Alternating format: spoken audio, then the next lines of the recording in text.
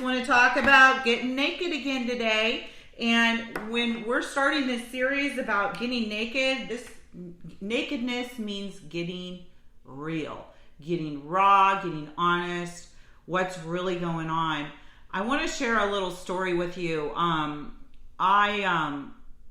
Back in the day, before the 2008 depression and the crash that we had, I had a mortgage company. We were making money all over the place.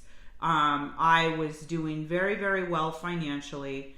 And then one day I wasn't. The crash happened. I lost real estate holdings. I lost money in the market. I mean, everywhere you could lose money, I lost money. I was hemorrhaging money all over the place. And I basically had to start my life completely over. And it was so horrifying and embarrassing. And it took years and years to get myself in a place where I felt like I even had a stable footing. And I was, my kids were young and I had to really switch careers and get some money in the door. And I had to do all kinds of fancy footwork and moves just to get back up above water. And the one thing I will say is I wasn't alone in that. A lot of people went through that. But it was so horrifying for me. It was embarrassing that I was in the position I was. I was like, how could you be so on top of the world and then one day you're not? And just in a flash of an instant, my finances were gone. And it was years of embarrassment, and I didn't want to talk about my money with anybody. And I was really, really angry about the people I had been working with.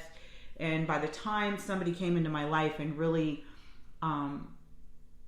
wanted to work with me on that, I was really angry, and I didn't want to get real and honest and naked and open about it. So I want to let you know that I was a millionaire suddenly with no money.